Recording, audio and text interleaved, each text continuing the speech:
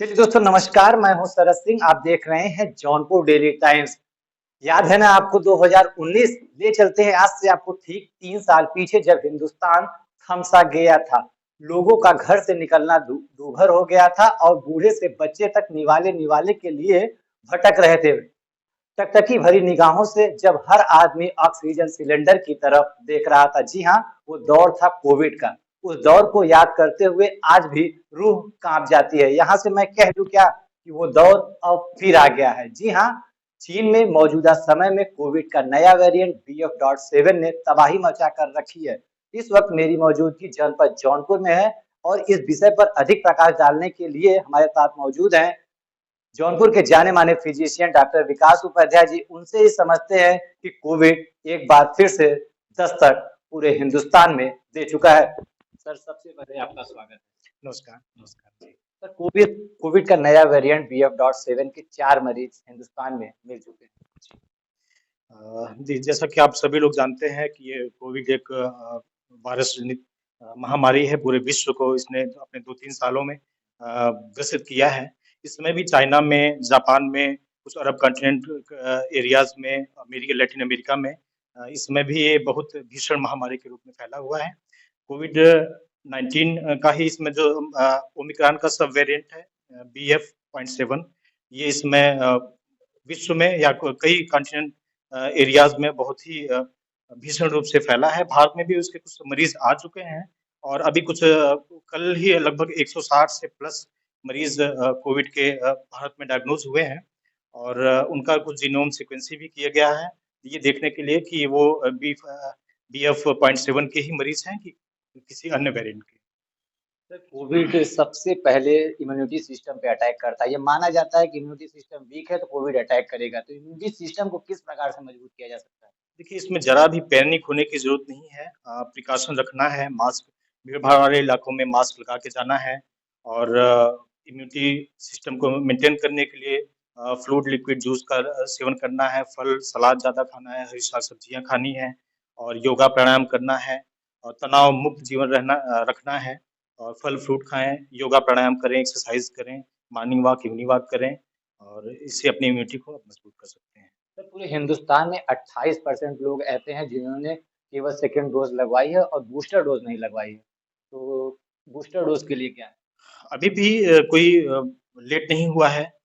अभी भी हम तो ये सलाह देंगे कि जिन्होंने अब सेकंड डोज़ लगने के बाद बूस्टर डोज़ नहीं लगाया है, वो पैनिक ना हों, घबराएँ ना। अभी भी गवर्नमेंट के CHC, PHC में तमाम सेंटरों में फ्री ऑफ कॉस्ट में बूस्टर डोज़ लग रहे हैं। पैनिक होने की ज़रूरत नहीं है, लोग जा कर के फ्री ऑफ कॉस्ट में बूस्टर डोज़ लगवा सकते हैं। तो जहाँ मौजूद है, ये जौनपुर शहर है, यहाँ पर 16,79,000 लोग ऐसे हैं जिन्होंने सेकंड डोज के बाद बूस्टर डोज नहीं लिया। जी, क्या थोड़ा-सा कारण हो सकता है सर? एक्चुअली कोविड जो सेकंड वेव थी वो उसके खत्म होने के बाद लोगों में थोड़ा-सा अवेयरनेस कम हुआ है कोविड को लेकर के और इस समय चूँकि नए सिरे से फिर से कोविड की लहर आने की उम्मीद है, तो लोग को पैनिक नहीं होना है, जा कर के अपना जो भी बूस्टर डोज़ है लगवाएँ और घबराने की बात नहीं है और अभी तो स्थिति भयावह नहीं है, लेकिन अगर लोग अपना मतलब बूस्टर डोज़ लगवाते हैं या भीड़-भाड़ इलाकों में मास्क का उपयोग करते हैं, तो डरने की बात नहीं है, एकदम सेफ तरीके से हम लोग जीवन यापन कर सकते हैं। सर, कोविड के सर लक्षण थोड़ा-सा बताइए। लक्षण में तो वही सर्दी, खाँसी जो वायरल फ्लू होते हैं, उसी के लक्षण हैं। सर्दी, खाँसी वीकनेस, कमज़ोरी साँस में दिक्कत होती है, SpO2 फ़ॉल होता है, इम्यूनिटी लो होती है, बुखार आता है, साँस की दिक्कत, खाँसी की दिक्कत, गले में खराश और बॉडी एक, वीकनेस यही है लक्षण। सर, कोविड की पहली और दूसरी लहर में डॉक्टरों की काफ़ी किल्लत देखी गई, लेकिन इस बार फिर लग रहा है कि कोविड आने को है। ऐसे में आप लोग कितनी तैयारी के साथ? नहीं, नहीं पूरी तैयारी के साथ सभी लोग हैं। जैसे ही चाइना में आउटब्रेक हुआ है हमारे पीएम मोदी जी ने अभी कल भी आज भी डेली ही वो मीटिंग कर के तमाम डॉक्टरों से और तमाम अपने अधिकारियों के साथ में एक समीक्षा बैठक करते हैं। अभी कल ही उम्मीद है कि नोज़ल वैक्सीन के बारे में उन्होंने भी सहमति दे दी है और जल्दी ही भारत में प्राइवेट सेक्टर में या गवर्नमेंट सेक्टर में नज़ल वैक्सीन भी आ जाएगी। और जो कि काफ़ी कारगर होगी इसके लिए। सर, एयरपोर्ट्स पे तो पाबंदी लगा दी गई है, लेकिन अभी और कहीं जगह पाबंदी नहीं लगाई गई है और लोगों को मास्क पहनने की हिदायत दी जा रही है। और क्या हिदायत दी जा सकती वही भीड़-भाड़ इलाकों में न जाएँ, अगर भीड़-भाड़ इलाकों में जाना भी पड़ता है तो मास्क का उपयोग करें, थोड़ा-सा सैनिटाइज़ेशन का ही उपयोग करें और दूरी बना के रखें और इसमें तो सुरक्षा ही बचाव है। अपनी सेफ्टी रखें, अपने परिवार की सेफ्टी रखें, फल-फ्रूट खाएँ और अगर अनावश्यक बाहर न जाएँ, भीड़-भाड़ वाले इलाकों से बचें। है? ठंडी का माहौल चल रहा है और इस समय मौजूदा समय में हर दूसरा व्यक्ति सर्दी-जुकाम से ग्रसित है। ऐसे में इसको किस तरह से नहीं सर्दी-जुकाम ज़रूरी नहीं है कि वो कोविड ही है, इसमें वायरल फ्लू या कॉमन कोल्ड, कॉमन फ्लू भी होता है, तो प्रिकॉशन रखना है। अगर कुछ भी आपको दिक्कत है तो नज़दीकी स्वास्थ्य केंद्र पर जाकर के किसी कुशल फिजिशियन से संपर्क करके अपना इलाज आप करा सकते हैं। उसमें पैनिक होने की ज़रूरत नहीं है। ज़रूरी नहीं है कि जो भी कॉमन कोल्ड है या फ्लू है या सर्दी-खाँसी किसी को हो रही है तो वो कोविड-19 ही होगा। पैनिक नहीं होना है और अगर कोई आपको दिक्कत होती है, कोल्ड फ्लू या कफ, बुखार कुछ ऐसा होता है, तो अपने नज़दीकी स्वास्थ्य केंद्र पर जाकर के आप संपर्क करें। ये अच्छी बात है कि BF.7 का जो वायरस है, ये चीन में जितना प्रभावी है, उतना इंडिया में प्रभावी नहीं है। इसका दावा भी किया जा रहा है। सर क्या कारण हो सकता है?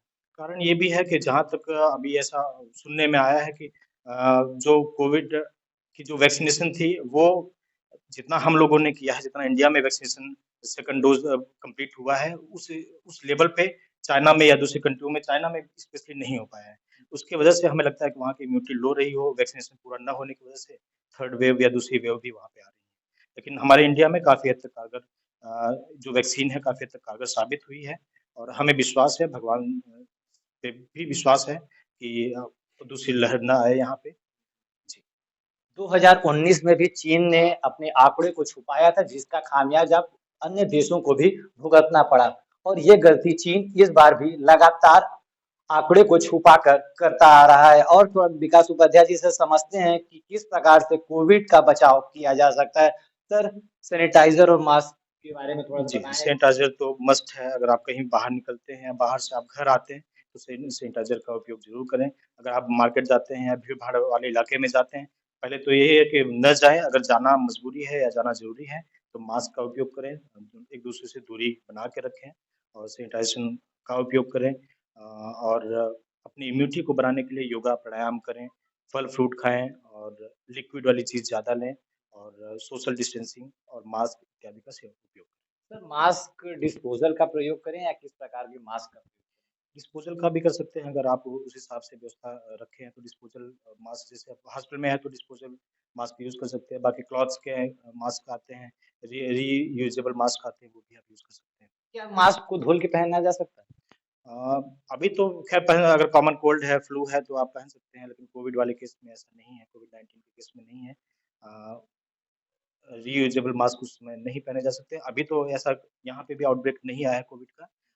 अभी तो हमें जहाँ तक अब सरकार का गाइडलाइन आएगा, कि किस टाइप के मास्क यूज़ करने हैं, लेकिन अभी तो वन टाइम वाले ही मास्क यूज़ तो जौनपुर में 16,79,000 लोग सेकंड डोज के बाद बूस्टर डोज नहीं लगवाएं और जो दर्शक हमारे आपको देख रहे हैं उनके लिए क्या कहना चाहते हैं? मैं तो यही कहूँगा कि अभी भी कुछ लेट नहीं हुआ है, आप अपने नज़दीकी स्वास्थ्य केंद्र पे जाकर के अपने स्लॉट को बुक कराइए और समय आते ही अपना जो भी बूस्टर डोज़ है आप टाइम पे लीजिए और सावधानी ही बचाव है इसके लिए। अगर आप बूस्टर डोज़ लेते हैं तो उम्मीद है कि आपको भी कोविड 19 का इन्फेक्शन नहीं होगा।